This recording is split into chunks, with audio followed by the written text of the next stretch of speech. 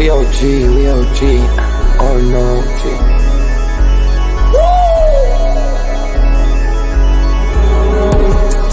You're not bullish enough, yeah. Oh no, you're not bullish enough. You ain't got the oh no. I get stoned by the bolo. Bitcoin set to overload, yeah. Experts on reload, yeah. You're not bullish enough, yeah. Oh no, you're not bullish enough. You ain't got the oh no. I get stoned by the bolo. Bitcoin set to overload. Experts on reload. Mempool getting hot. Everybody wanna rock, ayy. Rooms is coming, everybody on a knot, ayy. It's a nuisance, Ordinal Revolution, ayy. Ordinal Revolution. Yo, is my guy for real, bro? Got French right now.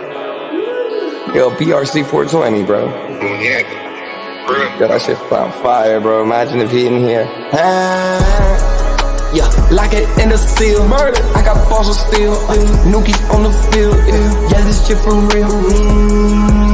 With no calls, I get so far. Got 100 phone calls that I go hard, and they gon' love me. Smoke weed, huddle back. I get shiesty. Where my Bitcoin looking lovely. All this Satoshi's nothing above me.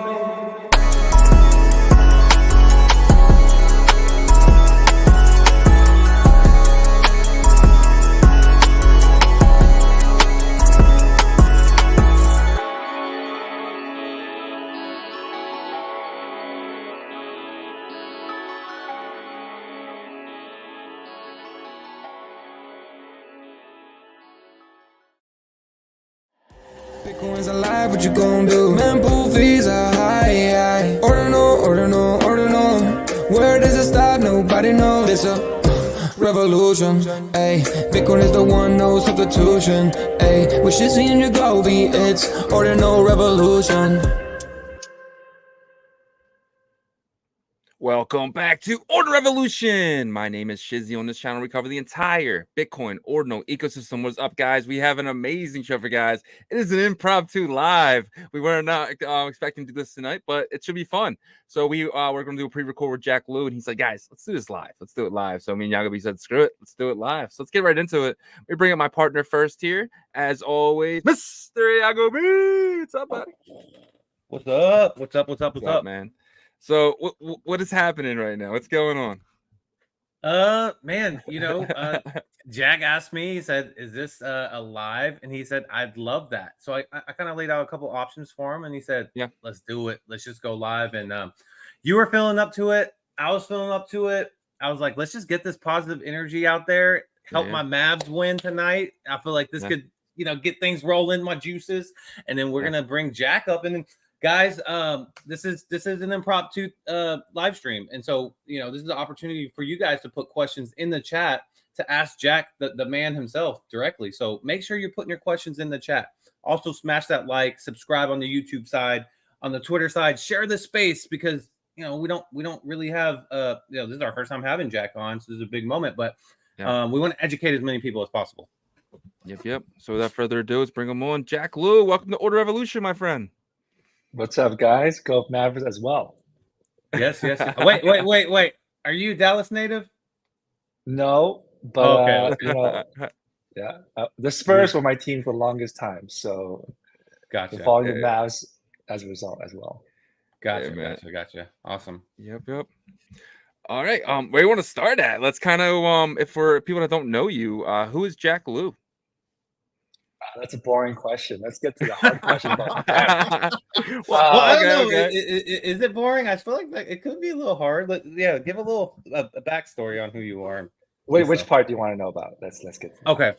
Well, let's start it off with this. So I think we've been in this space, in the ordinal space, since I would say late April, early May. I first heard about you, and I believe, and you can let me know if I'm incorrect with this, but was it OrdiSwap or was that your platform initially? OrdiSwap, yep. OrdiSwap, yeah. And you were big on bitmaps. I remember that. And that's when everybody else was fading them, the other Ordfluencers and stuff, but you stuck through it. That became a great thing. And then BMP was the next thing that I remember you from. And so if you could just talk about your BSV connection and then how you came over to Ordinals, and I think that would clear up a lot of things. Yeah, was always a Bitcoiner, wanted to see an on-chain economy before this concept of an on-chain economy existed. At the time, back in 2013, 2014, I thought working at these exchanges was like working at the cable companies that set up like, cable internet.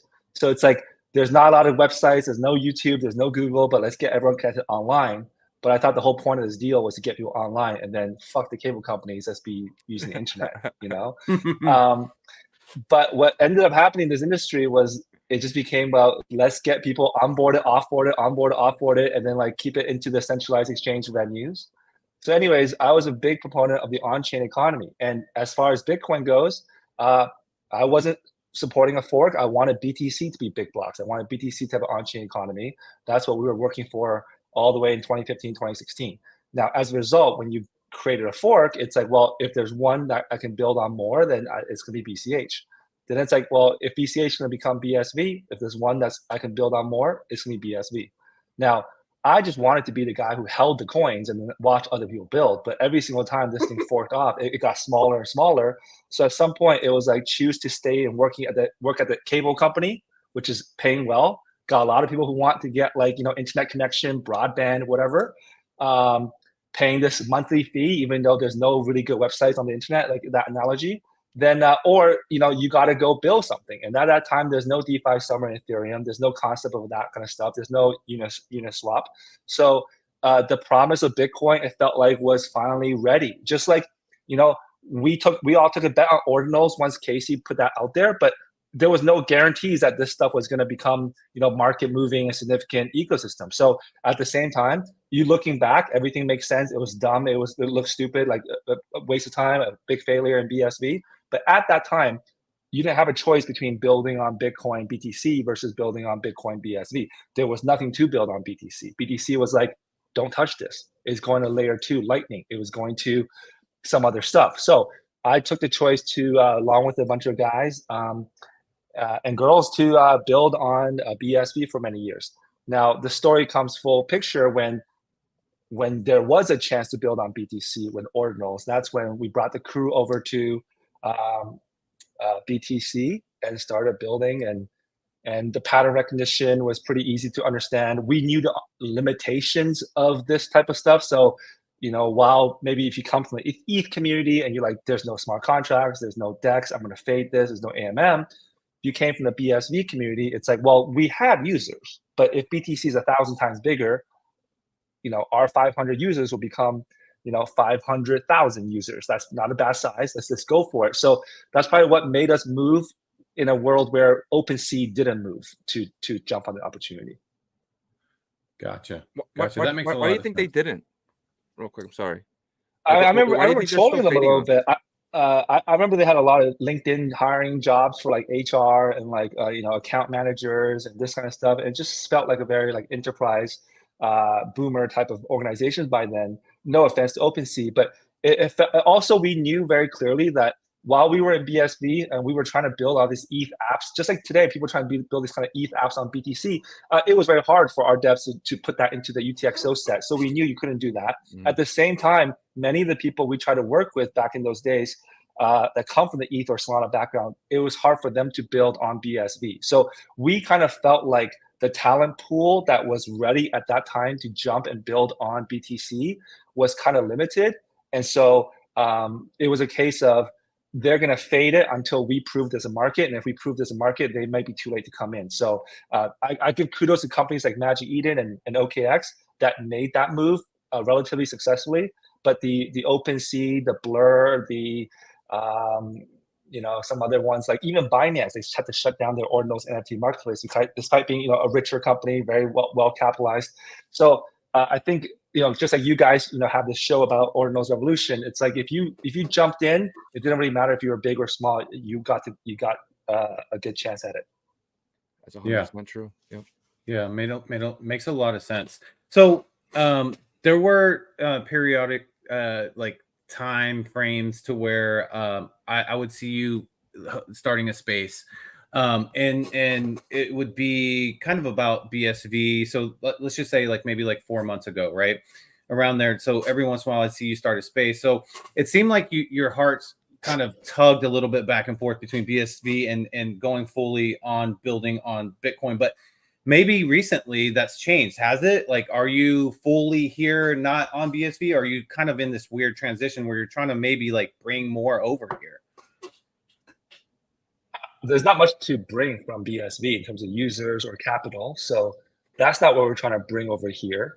And in the case that if you're looking at projects like Bitmap, that never existed over on BSV. So that's a fresh innovation that happened on BTC. Yeah. The thing that we really brought over at the beginning was this like NFT marketplace, Ordswap. Yeah. That was a very direct, we had built a product called RelayX before. If you're alluding to this current product, BAMK, Nakamoto dollar, that is very much inspired by centralized exchange experience that I had back at OKX, stablecoin experience that I had back at Circle. And then the thing that you're porting over is actually coming from Ethereum USDE. So it really, this project has absolutely nothing to do with the with BSV. Yeah, I guess my question is more geared towards, are you done with building on BSV completely? And are you focused only in the Bitcoin ecosystem now? I mean, are you bisexual? No. I mean, it doesn't matter to the project. So that's what you're saying. You're saying basically, who cares wherever you have your fingerprints? You know, yeah. It doesn't matter. What's important is what you're bringing, right? Is what you're saying, basically. For the BAMK and Nakamoto. So let's get into the name of that. By the way, sure. What is the M stand for? Don't know. Money, meme. Don't know. So what? Okay, so we heard initially there was a mistake when you did name whoever named the ticker, but is that true or was it intentional? Don't know. We came up with the name. We had a lot of tickers. People were fed up on the team about buying more domain names, inscribing more tickers. And so, you know, Bank of Nakamoto dollar stood for bond. It sounded like a cool name, BOND. But then you realize like you can't really find the word bond in the ticker. So like, how do you search for it? And one of my good friends is the founder. Well, one of the guys I know is founder of Meme, and he very much harped about the idea that the ticker is very important for SEO purposes and all that kind of stuff. So Meme, the one that's on Ethereum, Meme Land, Stake Land, it's got a great name. So we really felt like the shorter 4-letter, that's when like dog go to the moon became dog. So it's like, well, the first word is going to be very important. You can't really have an acronym for Bank of Nakamoto dollar. You got to have that first word. And the first word is bank. I think there was like some BRC20 token that's already listed on gate.io that's called bank. So then it's like, oh, we like the name. We need to come up with the first word. So one of the guys in the group chat just like randomly misspelled it to BAMK, and then everyone starts laughing. And then we're like, are we serious? We'll just go with this. Yeah. I mean, in a funny, ironic way, it ended up playing off as a meme and working out for you guys because it gives, you know, reasons for people to talk about it. So I think it ended up working out very, very well. There was a tweet though from you guys in the very beginning because I was following you guys from day one, and whoever tweeted it said, "Oh, one of our devs just spelled this wrong. Sorry, guys." And I guess it was like fun in yourself. It was funny at the time, but I was like in my head, I was like, guys can't spell the word. But was that? And so was that? It was always to be a joke then. Well, we were at this time, we're not serious. As you guys know, like we have not been building Ordinal for a year. And so this is like a really ambitious project, but we didn't want to be so heavy about it. So the way we felt like it was a free to inscribe ticker. If the ticker is not that good, it's okay. And at the time that we put the ticker out there, there was already 5,000 runes in the first 48 hours. So it's like, dude, we already missed the window to get an early ticker. And there was a bit of frustration there. Like, why did we miss that? So it's like, okay, let's just put it out there and see what happens. And I don't even think anyone on the team wanted to be the first person to inscribe because it's like, I don't want to waste $3. If no one wants to do this, no one wants to waste $3. It took like 45,000 inscriptions to inscribe out. Like, it's like, let's see if anyone does it. So we kind of like didn't inscribe and didn't tell anyone about it. So a day later, it's like, well, it's still at 0. right? Yeah. So like, does this work? And then you kind of like hinted to group chats and like Twitter, like, hey, we might do a project behind this ticker. Maybe you want to spend $3? Do you want to inscribe some? So it was like, it was good. It was fun as a meme. It was like, let's just make this work as a meme and then go from there and make it a real project if we take it seriously. Yeah. Gotcha. So when was that kind of aha moment for you to where you're like, okay, shit, this has legs now. Let's get the hard part of like the functionality and how it works with the mechanics and stuff going. When you started hating on it yesterday. I knew you were going to bring that up. Hey, I think, for me, I faded it in the beginning. I'm not going to lie. And I think that my approach to it was, I don't know you, you don't know me. Right. Yeah, and the only things I did know you from were Ord Swap, and that was too early because you came out with that before I even got into the space. Then the BMP thing was something that I did realize after a while that it was kind of like something an experiment that you guys were doing for bitmap holders. So, okay, that's fair. But because I didn't know who you were on, having you guys on the show or having you on the show, for me, I was like, I'm going to take a step back. But I'm the first person you can ask anybody to say, hey, I might have made a mistake on this. And I have said that in terms of at least the price action. You can see on the price action and the attention that it's got. But yeah, so hey, kudos to you guys. I always give, once I meet somebody and I get a more of a feel for them, I feel like I can get more perspective. And I feel like that's what we're going through right now. So no, go ahead. Yeah. I mean, look, we had the roadmap for what needed to happen to make this go. But part of the concept of making it go is, do people value this token?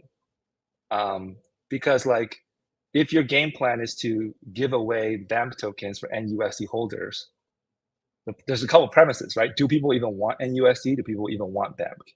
And so like, once there was a flywheel effect in the market, then that's like the validation that this is going to work. Because the actual act of bridging over a USDE over to an NUSD, that part is something that most devs can build, anyone can build. The assumption was just like, do people even want this token? Is there a need for L1? So that's the part that, like, to take your question more seriously, like it got very much answered. Obviously, I believed in it the whole, a lot the whole time, but you have to have a team to make this work. And so our whole team started believing in it, like definitely a couple of weeks ago, for sure. Yeah. I think you probably already know this, but maybe you don't. Francis and us, we have a solid relationship. Once he kind of started talking about it more, and then Mark Jeffries as well started to talk about it. We highly respect Mark Jeffries as well. And once he stared talking about it as well, oh, there he is right there. And he brings up that Yagobi faded it. Interesting.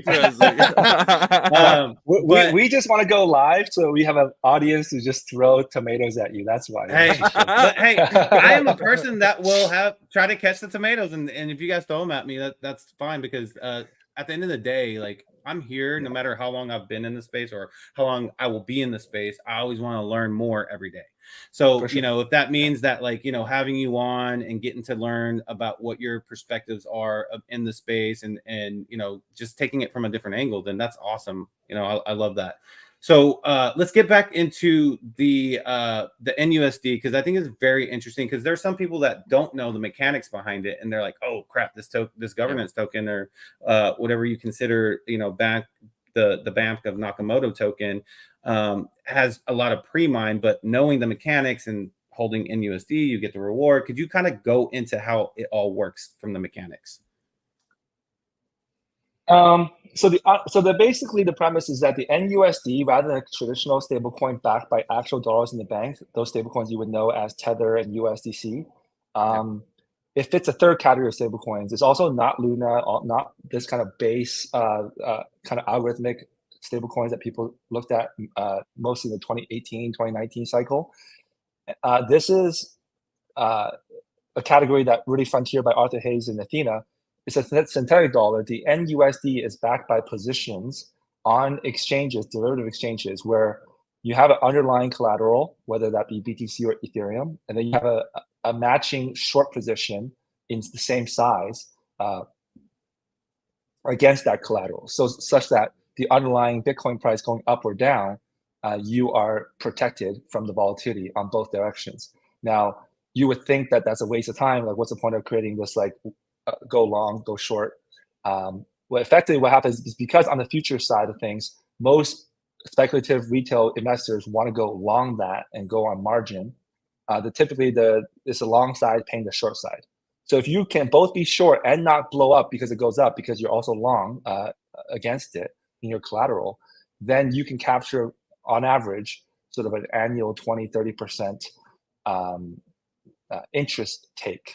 So that compares very favorably to the Federal Reserve or bank account rates.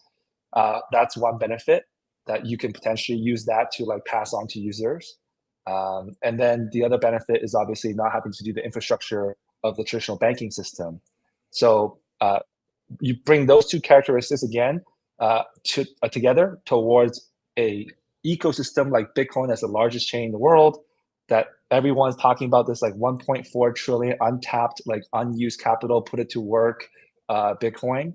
Then you're looking at a core DeFi primitive where you do this synthetic dollar on the blockchain. Now, in our case, we've also shortened the work even more in the phase one by, instead of us putting on this position of long short on perpetual exchanges, there's an adjacent protocol on the Ethereum network called Athena, and they got a 4 or 5 month head start on our protocol, and they've already grown to $3 billion, and they have a pass-through yield token. So they have both like a USDE and a staked USDE.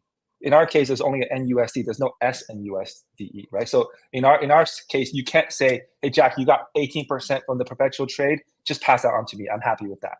In our case, you either just don't get NUSD or you get NUSD plus deferred BAMK rewards. Like right now, the only type of yield you can get is in the future BAMK payments, whereas Athena offers the two options. You can go farm Athena as well for the ENA tokens via the point system, or you can say, you know what, I just want the straight interest that you guys are capturing on the exchanges. That's called SUSDE. So what we're doing is we're choosing on our side to be backing NUSD by SUSDE. And then so our protocol, and the protocol is earning like a real interest, okay, that's running currently 17.5%. Even a week ago, it was 27.5%.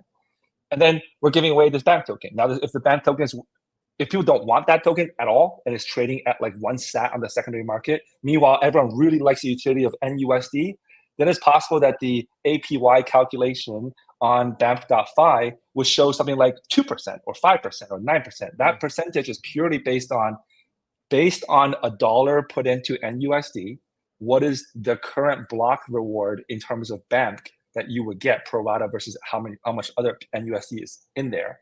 And then using the current last traded bank price or last listed bank price on the markets, what is effectively, if you were doing this for 50,000 blocks for a whole year, what is your effective APY? So it's like a APY contingent on bank price being the same in a year's time, or at the time of the unlock, prorated over a year, and you can get that back into dollars, then that would be your APY. Whereas the Athena yield from SUSDE, that's an actual real APY, fully real APY, you see? So that's the mechanics of how it's backed and how the reward tokens are distributed and how you think about the APY, etc. And then you want to talk about the tokenomics of BAMK, which has nothing to do with NUSD and whether it's backed or whatnot, right? So to answer one more part about the NUSD is many of these algorithmic stablecoins that have gone under, right? And anytime you start a business, you never want to tell the world this could never go under, because obviously I will be lying. This is not the first time.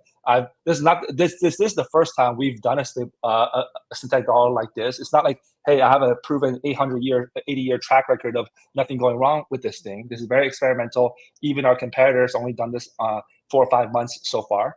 There's a history of perpetual trades over the last decade. You can see the historical interest rates, and you can judge for yourself what you think the risk factors are there.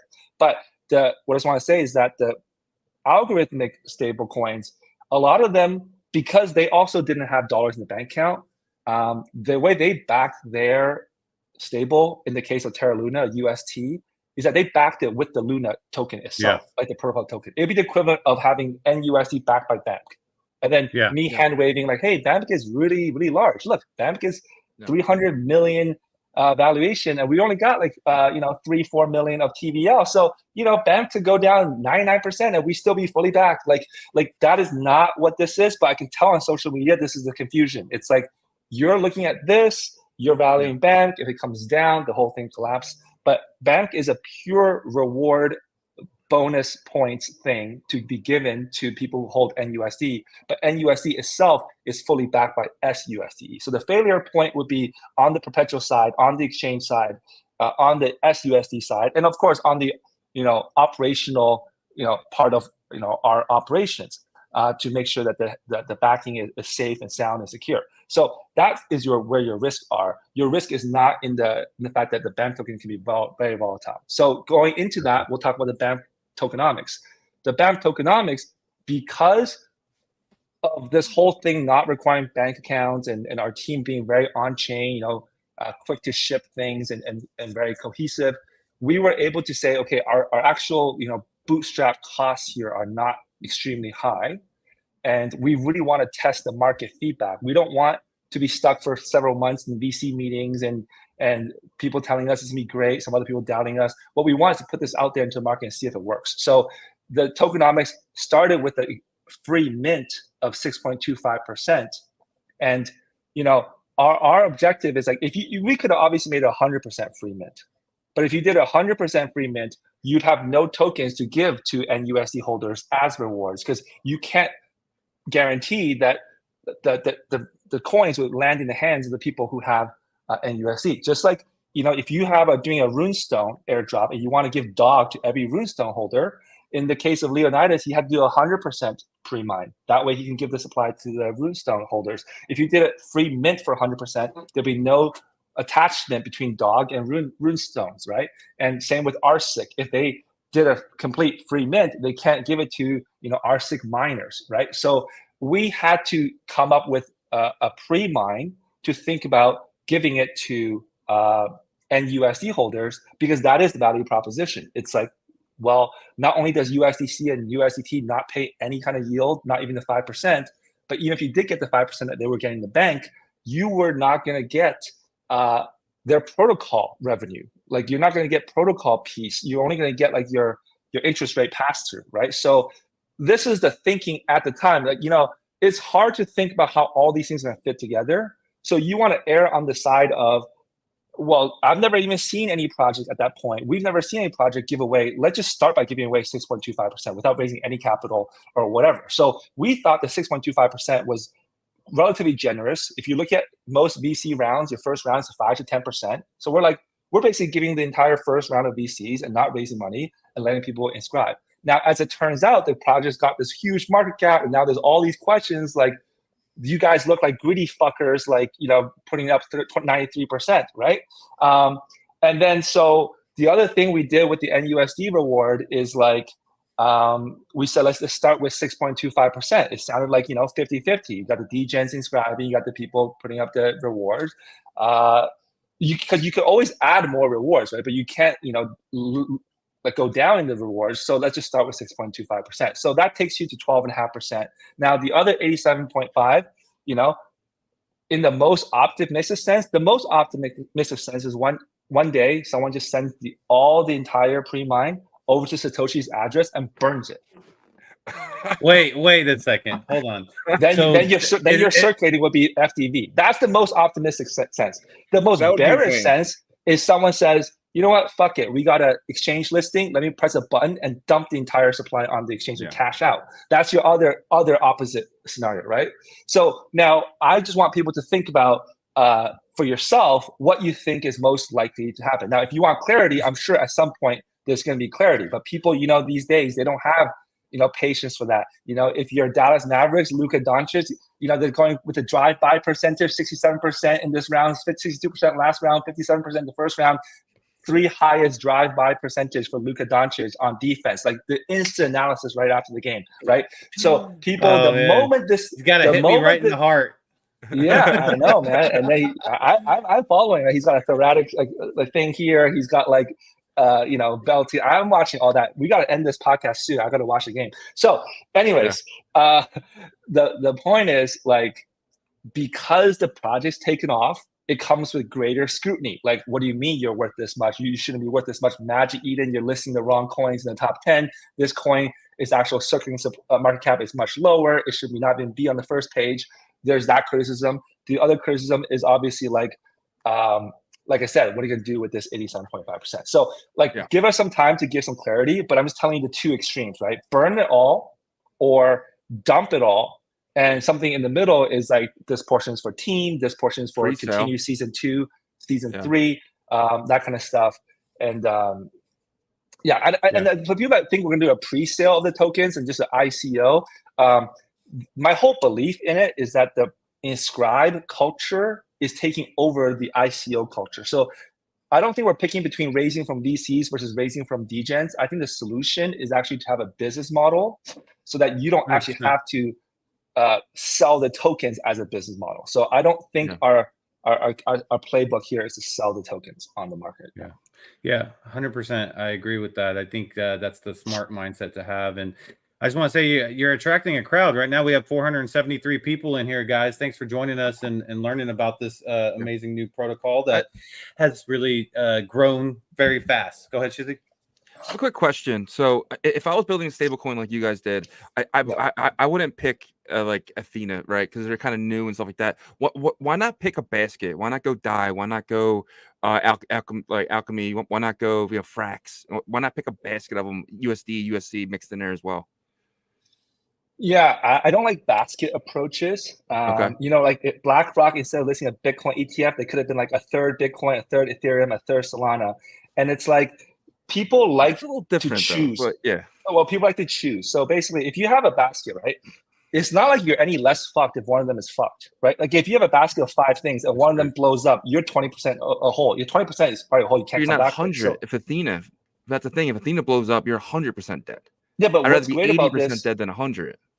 Sure, but if you have Athena even 20%, maybe someone's complaining that they don't want Athena at all. So, you know, I think if you don't like this version, someone else should make one that's complete backed by DAI. Someone else should make one complete backed by USDC. And then that way you give the customer, including like myself, a chance to make my own basket. If I like more USDC in my basket, I'll buy more of the USDC backed stablecoin. So then, because crypto is so much of a building block things, what you like is you want the user to be able to make their own building blocks.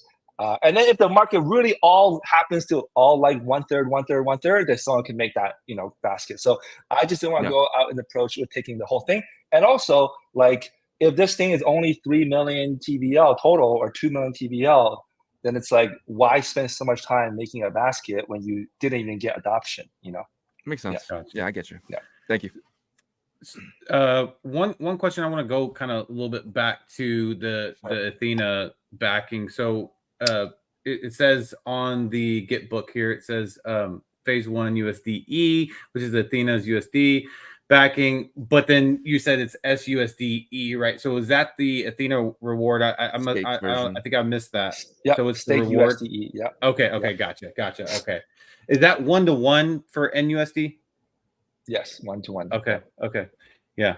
Okay. Well, I mean, everything sounds really, really great right now. The one thing that I've known about you by just listening is you're very blunt. You don't like to sugarcoat things, and I think that was a fair statement by saying, hey, you have 2 options that could happen here. The most optimistic one is we burn that. And I think that got a lot of people happy. But then you said the second option could be like someone says, we're going to nuke this. But you're just putting that out there. Obviously, that's not intentions or anything like that. Hopefully, the first one would be. That'd be really cool because then I think everybody's holdings would be looking really nice. But so what's the next steps? What's the next steps for you guys? Yeah, I mean, today we had 3 big news today, other than just me going on podcasts, right? So number 1, there's auto minter. We're 1/4 of the way done. So now you can mint from USDE directly. You don't have to buy the NUSD off of the secondary market with BTC from Magic Eden and Unisat, etc. if you can come in directly and not pay those marketplace 1% fees, you can get a 1-to-1 mint. So bring in 10,000 USDE, you get 10,000 NUSD. So I think that's really helpful. That part currently has a 24-hour fulfillment window, but very soon that will be automatic. So like you come in 6 Ethereum blocks later, about like, a minute and a half later, you'll get your NUSD to your address. So that allows people with size to come in. More work has to be done there in terms of like automatic redemption. So you can go from NUSD back out to SUSDE directly. Whereas right now you're posting your NUSD if you don't want to have it, you're posting again on the market and hopefully someone else buys it with the BTC. So that part is going to really make the on and off ramp essentially to NUSD much smoother. There's going to be more work on that ahead. But this morning we completed 1/4 of the work, I would say. The other couple of big news is that Saturn Marketplace announced a partnership today with us on their socials, which lends some kind of credibility in terms of like, this is a legit project that will have like things that will be used on other platforms, right? Because the website that's BAMK.fi is very much a statistics website of like what's the current floating supply, what's the current market cap, and sort of a little bit of a where to go to get more information. It's not really a platform where you can use, but with the interoperability of Bitcoin, to have it be used on Saturn, that's great. Another big announcement that we were really surprised, but we were so psyched that it came through was Liquidium is allowing you to now borrow against your NUSD. That's huge. So yes. So one possibility is the address that holds the 2.1 quintillion NUSD will go in there and borrow 1 trillion units of BTC. Can you do that? That's not awesome. That would be the second option, I feel like. Yeah. But there's no 1 trillion BTCs, right? There's only 21 million BTCs. So that wouldn't quite work. But 20 million BTC is not bad. Yeah. Anyways, the fact that you can borrow against NUSD is a big one as well. And because NUSD is more stable, things will get better and better. We're testing it, but we're already working on things like the duration of the borrow that you can borrow BTC for against the NUSD collateral. I think, if I'm not mistaken, is 5 to 7 days, which is longer than the other assets that you can use to borrow BTC against, because NUSD is more stable. So that's cool. So if you want a longer loan, you can use that on Liquidium. And then immediately the community asks, well, what happens to the rewards? Like if you're in the collateralized address, who is earning the BAMK on those NUSDs? And our two teams are working together on an indexer to make sure that like the right party, whether it's borrower or the lender, gets credited for those BAMK rewards while the NUSDs in the platform. So a lot of these kind of things are on the roadmap. In terms of other milestones, like I would love, when we have a little bit of time, to just make one trade ourselves on the on-chain perpetual swaps, so that even if backing is 99.9% Athena, we've at least dipped our toes in terms of like doing a couple trades on-chain perpetuals, because you got to get ready for eventual migration. And those would be perpetual swaps like Drift Protocol, like GMX and things like that on Arbitrum. We haven't picked which one we will go with. We're really secretly hoping for the next couple of weeks, someone's going to come with some magic sauce and come up with perpetual swaps on BTC, but we'll see. But that'd be the most. Well, there is on Merlin, there's Surf.one. That's something that we use pretty often. Surf.one, they're gonna be huge. Their platform's amazing. They're EVM based. So they're on Merlin. They're the Merlin's the only real sidechain. But if you could get on Merlin, they already have Dog to the Moon. They already have RuneCoin. They're really coming in. They have Rats and Sats as well. So they're already coming towards Ordinals and Rune's ecosystem. Yeah, awesome. Yeah, that definitely could be a place. I mean, I think this is huge because Liquidium, obviously, when you have borrowing and lending, when they like. Not having a stable token is a big missing part. And so having that added, it's going to just give people more flexibility on what they can do over there, right? So that's huge news for you guys. So congrats on that. The NUSD, you guys picked the BRC20 5-byte, environment for that. I also heard that you guys are going to also have it on the Runes protocol. Did I hear that incorrectly, or is it just? It's already on both. It's already on both. That is your token then. The NUSD. That's your token. Yeah, it's for NUSD, just like actually today. Public service announcement. Thanks to my teammate for calling it out. Someone made a 5 repeat NUSD. I seen it. Yeah. And that's a hacker or like a so don't do that one. Yeah, don't buy that one. That's why I said it. Purposely said it 4 times because there's a 5 and now there's probably going to be a 3 once the 12 opens up. So because that'll be in August, I believe. Yeah. If people are doing that, that means you're doing something right. Yeah. We gotta get Jack on. We gotta get Jack on more often, man. We got 568 people in here. Yeah. So I want to ask you a question because it seems like you guys have the stable token on the BRC20 meta protocol, and then fungible standard and the Runes fungible standard as well. Could there be any other fungible standards on Bitcoin that you guys added to? And do you see this Bitcoin ecosystem being these multiple meta protocol ecosystems like living together, or do you think that just goes away in the future when tech gets better? I do think one of them is going to win, but I really right now be hard pressed to say exactly who's going to win because, and maybe other people, I would say that other people who are willing to make a call right now would lean towards Runes. But because of the Chinese background community, because of that, the BRC20s went first, and Unisat being one of the top builders in the space, they're not giving up on BRC20. Clearly, this is a pizza airdrop. I've had greatest respect for Domo as like a guy who brings the savviness from Ethereum, knowing exactly what degens want to do. I just think it's too close to call.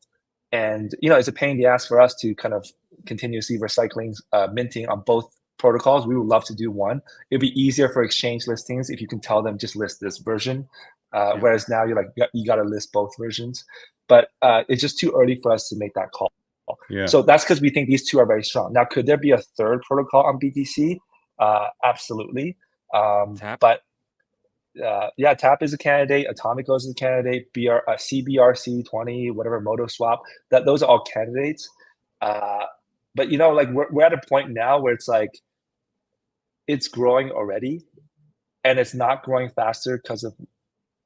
It's not because Runes is not good enough. It's not because BRC20 is not good enough. It's missing other things, So we want to fill those gaps, and then we can repeat this whole thing for the third protocol if we need to. I'm just wondering why we can't have a multi-meta protocol ecosystem on Bitcoin, because we don't have to be just like Ethereum. You know what I mean? I know that like Ethereum has its attractions with all these smart contract automation, and of course, if we get opcodes added to core, then that changes things. But could there be an environment where these meta protocols continually carve out their own paths, and the opcodes just help interoperability between them? You know what I mean? Because I feel like I'm in the boat where I don't think we need to have a blueprint exactly like Ethereum. We could have one like Polkadot, which is a layer 0, and then they have their layer 1s that work together. Do you think that's possible? Yeah, I'm definitely now took my lumps and much more believing that multiple protocols can live on in Bitcoin. I mean, I had two, clear learning experiences. After BRC20s and Ordinals came out, even before BRC20s, we went, Ordinals is now done on Bitcoin. Let's go do Doginals because it's done. Like all the early stuff is done. That's funny, right? And then it turns out like the first ticker on Atomicals, which is done by someone I know in the real world. I have no supply of it, but Atom, traded at like $10 per coin, while Doge was trading at like $1 per coin. So even though it's the first one of Doge, just Bitcoin is so much larger, so much dominant that it can have multiple protocols that dominate. The other learning lesson is obviously being a little biased towards BRC20s. When Runes came out, we were not in that race to get the earliest tickers. We obviously had the tech. We could have been in that race, but we thought Runes was not going to be that successful, and clearly it is. So because of those two experiences, I don't doubt that something else could still come out. Yeah. Interesting. So A in real life. Yeah. Okay. We had him on the show. Well, you know where A's roots are. Come on. Come on. I know, but when he said I know him in real life, I was like, hold on. Something clicked in my head. I was like, A. Yeah, A, dude. We had him on the show. I was blown away by this guy. Yeah. He was. I got blown away by a few people. Benny, Jeff, and him, and I was just like, holy crap! Like it was one of the most intelligent people I've ever met. he's really, I mean, intelligence, he's always been there. Obviously, his intelligence never changed, right? But you know, when you don't have the chance to be an anonymous developer so easily like you can in Ordinals, when you don't have a chance to like just unleash your creativity and let it be adopted by the world like in a decentralized way, if you have to have him like run a company with employees or something, that's a different kind of skill set. So he's really in his vibe right now, and he's behind a number of projects that are outside of BTC as well, outside of BSV. And people that are watching the show, some of them knows what those projects are. So I'm really happy for him, knowing him in real life. And so if you're watching, you know, good job, A. Amazing. I would love to know if you could DM me, but the project, Dave, because if he's behind it, it's going to do really well. So good. Jack, are you okay to hang out for about 5-10 more minutes to get some of these questions in the chat, or do you gotta? Yeah, let's go. Yeah, let's go. Okay, let's see. One says Jack. Where's that? Sorry, I just lost it. Okay, here we go. From runestone.sats. Any plans for the rest of BAMK supply that won't be used for rewards, or will all of the additional supply? So that was something that you talked about, right? The 86% or does some of that percentage go towards rewards too? The 87.5 is already accounting for the fact that 6.25 is going to go to the rewards. Okay, gotcha. For sure. That's X season 1. Yeah. I think this is one of the guys that's like creating a lot of FUD. So yeah. Oh, this guy is? Okay. Yeah, it's definitely given to one guy to dump on the market just for him. Yeah. Gotcha. So you heard, the two options that Jack talked about could get burned in Satoshi's wallet, or he's gonna dump on you, Runestone. No, I'm just kidding. All right, let's get to this next question here. Apparently Jack retired this guy's bloodline, so congratulations to Monkey, and do you feel good about your entire generation? Do you feel good when you hear stuff like that? Because like you obviously had a big part of the bitmap push. I remember those spaces when Trevor and everybody was trying to debunk bitmaps, and you were sitting there saying why it's logical, it's going to work, and it actually ended up working, right? Like you placed your bets and it worked. I'm still a really big bag holder, so I probably didn't take profit, at all. So, when you go public behind that you really like something, it feels kind of hypocritical to like sell it out. Yeah. So, I still hold on to it, but I haven't had the time to work on the bitmap stuff at all recently. But it's one of those things. It's like, here's what the analogy I made to a friend. I have a traditional world friend that like you constantly, I got them to inscribe some bitmap as well. Basically, everyone after missing Ordi, they were asking me what's the next thing. And then like, when bitmap came out, it had a nice chunky window of like 2-3 weeks to inscribe out. So you had some time to talk to people, and they can still get it on the ground floor. Anyways, this person was like, what's going on? I feel like I missed out on selling bitmaps and etc. And with some perspective, even the floor price right now, you're still up like 50x or 60x or something like that. 100%. But the analogy I like to make it for the normies to understand what's happening is that the internet had a bubble in the late 1990s and 2000, like an internet bubble off of just ideas like Pest.com, Webvan, and whatever, Broadcast.com from your Dallas Mavericks owner, Mark Cuban, right? And he had Yahoo FOMOing that, oh my goodness, what if they take away live radio and live broadcast? Here's $1 billion. And Mark is like, I'll take that. You're so dumb to buy my company. Your stock is probably going down as well. Let me call Goldman Sachs and place options against my holdings of Yahoo shares. So he went delta neutral on Yahoo via options. No. That's crazy. How, even though the fucking thing collapsed, Yahoo, he was able to get enough out. And by 2001, he's watching Steve Nash and Dirk Nowitzki and Michael Finley put up shots at courtside. So anyways, but there's a gap between that hype where the price did go up and when the things materialize, I would say late 2000, early 2010s, like Facebook, Amazon, Google, that became like real things on the internet, right? So these cycles is more condensed in Bitcoin. So like when you first hear an idea like bitmap, oh, it could be the metaverse or whatever, you get this move to like 300 per bitmap. But the builders, it's not that there's no builders. I still see people building on the internet about bitmap, but they can't keep up with the expectations of this move. So they might make, because cycles are much faster, it won't take a decade, but they might take 1 year, 2 years to make the metaverse happen. So what I told my friend is like, Well, if you look at the fundamentals, it's still the largest metaverse.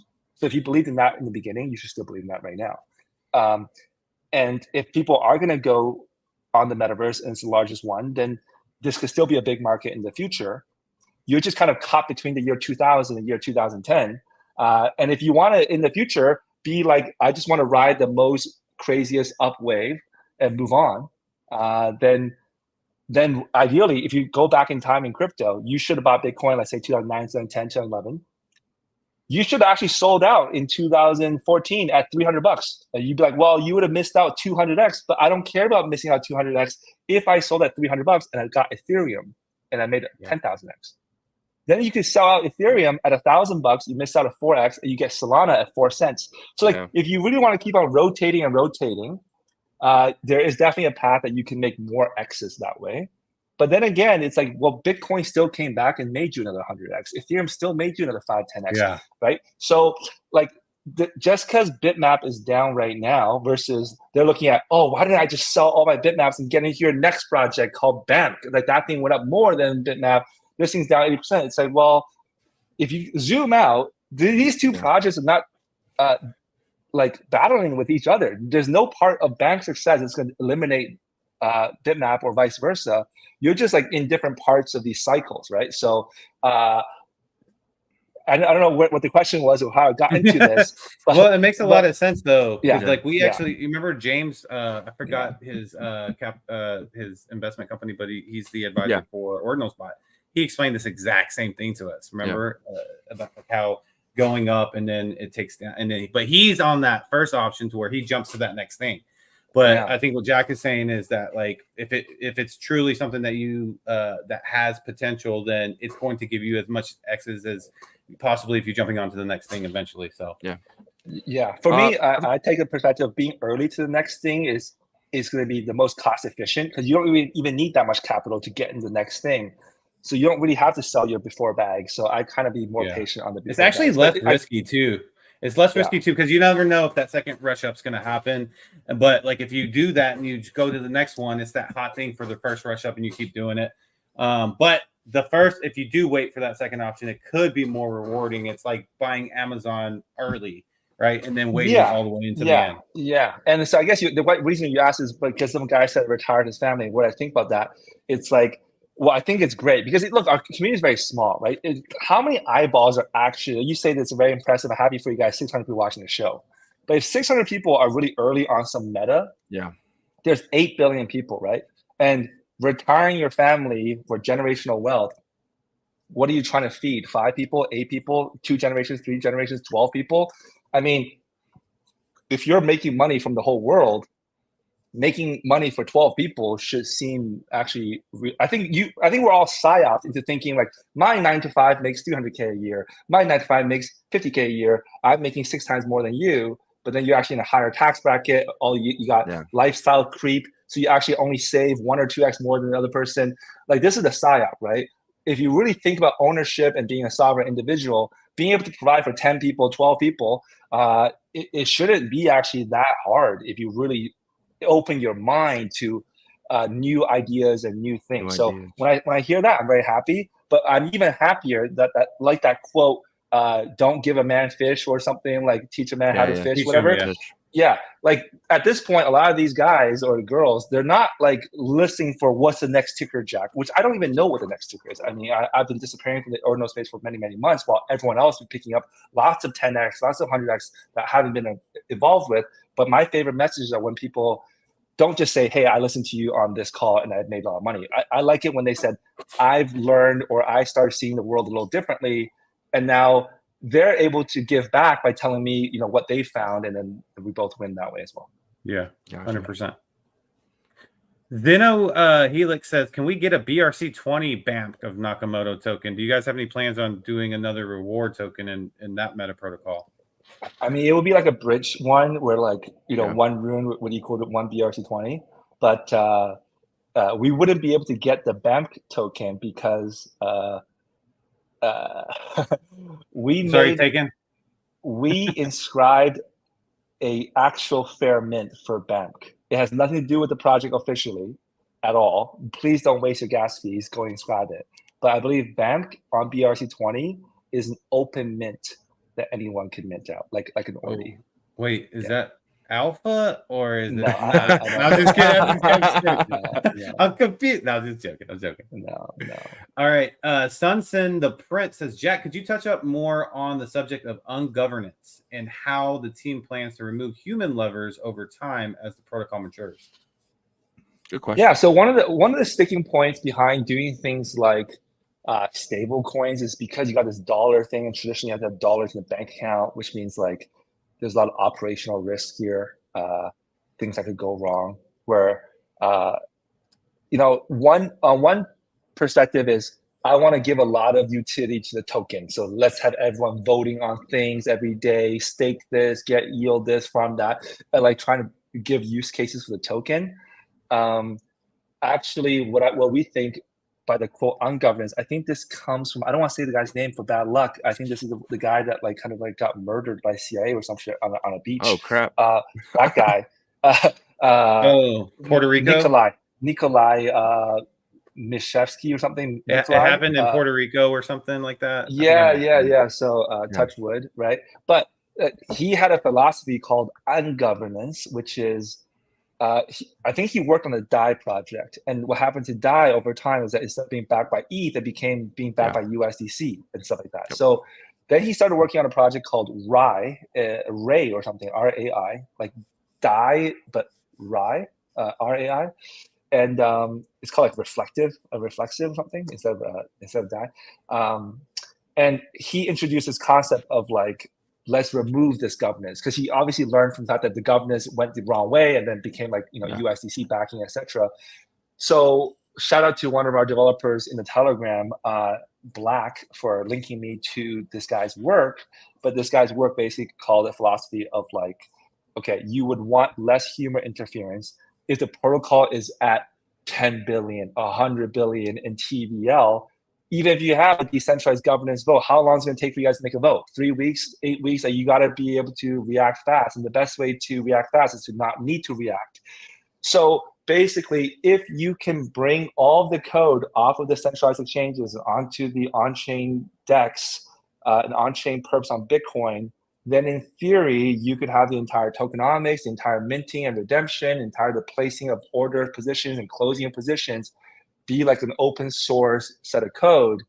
And that way people fully can just say, this is a self-running yield capture synthetic dollar on the blockchain. That I think is the holy grail. We're in the exploration, just like while Elon Musk is trying to get you Starlink internet and going to deliver packages from the International Space Station. He'll tell you that his goal is to go to Mars, right? We've never seen that. We don't know if it's possible. He thinks it's possible. But this will be like the project's like ultimate destination, is to be hands off, away from my jokes like, hey, one day it might be dumped, one day it might be burned, right? You don't want that. You don't want necessary governance. So that would be the idea, is like the only way to remove human levers if you can replace that with automatic code, and we'll see how we get there. Yeah, I think that's the best case for everybody in that kind of situation. So yeah. Just to clear something up, runestone.sat says it wasn't him, and he hasn't been creating any FUD, and he's been pushing BAMK the past couple of weeks. So it's someone else with a very similar name. It's not him. Yeah, I now know he's the one who's supporting us a lot. So thanks, Bob. Guys, I just wanted to clear the guy's name. Take those wanted posters off of the walls. We keep getting this in the chat real quick. Violently higher. What is this all about? Is that a hint for me to check the price? Are they? I don't know. But people keep saying violently higher. I was wondering if that was a thing of you guys. But that'd be an awesome catchprise for BAMK. Hey, let's make it happen, guys. That's the thing for BAMK. BAMK is violently higher. So start hashtagging that. I see the price has technically dipped while we've been on the show. So we're doing a roaring kitty. We're doing a roaring kitty here. That happened last Friday. I might have to go buy some. So let's keep. Isn't it great that we're live though? Because the other shows I've done with Mark Jeffries, with Block Runner, they're very professional, very background content focused. They're great. Go check it out. But they're not live. And this one, I knew you were gonna ask me a couple of tough questions from the preview. So why not have the audience be in the box? Hey, you threw a beautiful curveball at me. I'll tell you that. I was like, for a second, I'm gonna rewatch it, but I guarantee my face was like, oh, like when he answered me that. We got 713 people in here, man. It's been great. Yeah. What do we want to go from here? Because I think we hit all the questions there in the chat. Yep. Yeah. I guess let's give the stage to Jack, man. You can kind of give the audience maybe a going out present. Do you have anything you want to say to end this? Yeah, because I've been, from my perspective, talking about the same thing over and over for many, many days. I'd be remiss without asking you guys' perspective, your journey, give a chance to learn about you guys, because might be some new audience that's watching your show for the first time. What's your plans for the show? What's your views on BAMK? What's your views on runes, etc.? I try to do my research a little bit on you guys, find some dirt on you, Yagobi. I was watching you guys a little bit of a show the other a couple hours ago, but I quite like your content. I see, Shizzy, you're on TikTok sometimes as well in the short form. Yeah, so tell everyone about your show and what you guys think about everything that's going on. Yeah, man. Ordinal Revolution, like Yagobi said earlier, we've been here since April 2023. We got in a little late, but not too late, and we just been grinding, man. We started off just two dudes who just like to talk about crypto, and we got in here super early, and we're just honestly just happy to be here and happy the community really likes us. We've been building. I mean, we're up to 14,000 subs on YouTube, and what do we got, the 8,000, 9,000 subs on Twitter. But it's funny because Mark Jeffrey, your guy, we were DeFi discussions right in April, and he came on the show and he said, I don't know why the hell you guys call yourself DeFi discussions. We came on the show and we talked about ordinals the entire time, and he's like, do something about that. And then the next day we became Ordinal Revolution thanks to Mark Jeffrey, which is great rebranding. I like that. Yeah, for sure. So I mean, since the episode we had with Mark Jeffrey, we've been Ordinal Revolution, and so my views on BAMK, man, we've been talking about a stablecoin on Bitcoin since like October, September, and I thought it was gonna be BitSmiley. I thought it was gonna be Yala. You guys kind of came out of nowhere. We had both of them on the show. Well, not BitSmiley yet, but we had Yala on the show, and it was much needed. They're kind of like MakerDAO forks, right? So it's not it's something different than what you guys are doing. I've been following Athena now for about a couple months. I think Jeff from Merlin put me on it. He said, "Yo, these guys are gonna be building on Merlin." So I immediately started looking into them, and I was like, "Wow, this looks pretty amazing." Watch a couple podcasts on them. I'm very DeFi oriented. My background before this is like I got in Phantom. I just love DeFi from that area, and so I've been waiting for something DeFi. With it, we can't really do DeFi without stablecoins, right? So this is really big for the space, and we built. And I'm really happy we finally have something to really call a stablecoin, because Athena is what it is. Like I said, it's very young. It's very not battle tested yet, but I think it gets there. And I said, I would definitely back it by more. That's just my opinion, but I like what you guys are doing. Yeah. And also, from my perspective, like Shizzy said, we just both had a really strong work ethic. We just kept knocking on doors. I think for us, like, there was a lot of large accounts in the space that didn't pay any attention to us. We weren't necessarily knocking on their doors just because we felt like, like the Trevors, Leonidases of the space, right? And but we just kept showing up to work every day, and we grew and grew and grew, and we're here now. And I'm super glad that you came on the show, because we've obviously had conversations about you. You're a big figure in the space. You have all the experience of the block wars and all that stuff, and then over here and stuff like that. And so for us, we just want the Bitcoin ecosystem to grow. And at first because we both have that DeFi EVM experience, we were like, we want swaps now. We want to do this now. We want to do that. So we were like op codes, all this stuff. But now we've learned so much about Bitcoin and how it works by being here in the last year. So yes, we do want functionality, but we also do realize how important it is to keep Bitcoin, the features of it, security and stuff like that. And I know you probably have your opinions of how that can maintain while still progressing. And I think the stable token is a big, big move. And if this works, I do commend you guys. Definitely. This is not an easy undertaking. And if this works out, BAMK of Nakamoto and the way it started will be remembered for a long time, I think. 100%. Well, thanks a lot. Last question is who you got in the game tonight? Starts in 10 minutes, right? I gotta go with my Mavs, man. They gotta get one. Come on, Luka. I know you're not in the best shape, but you gotta get one. That's all I'll say. I'm a Sixers fan, so I've been at it for a while. So I'm in Philly. So man, Sam Hinkie. Sam Hinkie, he's my guy. The greatest GM of all time. Great GM of all time. No, I'm just kidding. 5 years of suck for Embiid, but I think it was worth it. Yeah, if they kept him around, I think Philly would be running around with 3 or 4 100%. back-to-back championships. So I agree. You guys 100%. might have to go through the process again. So thanks a lot for having me on the show. Impromptu. Much love and let's do it again in the future. Yeah, let's do it again in the future sometime. It was definitely fun. 730 people. So we appreciate you, Jack, and we'll talk soon. All right. Thanks, Shizzy. Thanks, Yagobi. Take care. See you, buddy. See ya. All right, guys. That was an amazing show. Thank you for everyone who tuned in. Please smash that like on YouTube. Please follow us on Twitter, man. We appreciate everyone. We're live Monday to Friday, 11 a.m. Eastern, 10 a.m. Central, 7 a.m. Pacific. So check us out all week, Monday to Friday. We're there. We have a video on Sunday we call Weekend Update, kind of giving you guys an update for what's happening on the weekend. So we kind of give you guys videos every single day. We appreciate everyone who came in today. Check out ordinalrevolution.com. Some of the best articles over there, and on top of that, we have a merch store and stuff like that. So check out all that stuff. We appreciate everyone watching, and that's the show. See you guys. Peace.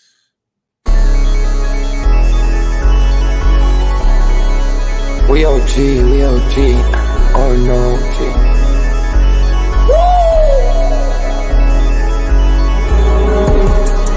You're not bullish enough, yeah. Oh no, you're not bullish enough. You ain't got the oh no. I get stoned by the bolo. Bitcoin set to Olo, yeah. Experts on reload, yeah. You're not bullish enough, yeah. Oh no, you're not bullish enough. You ain't got the oh no. I get stoned by the bolo. Bitcoin set to Olo. Experts on reload. Man, pool getting hot. Everybody wanna rock, ayy. Rooms is coming, everybody on a knot, ayy. It's a nuisance, Ordinal Revolution, ayy. Ordinal Revolution. Yo, is my guy for real, bro? Got friends right now. Yo, BRC 420, bro. Yo, that shit on fire, bro. Imagine if he in here. Yeah, like it in the seal. Murder. I got balls of steel. Nookie on the field. Yeah, this shit for real. With no calls, I get so far. Got 100 phone calls that I go hard, and they gon' love me. Smoke weed, huddle back. I get shiesty. Where my Bitcoin looking lovely. All this Satoshi's nothing above me.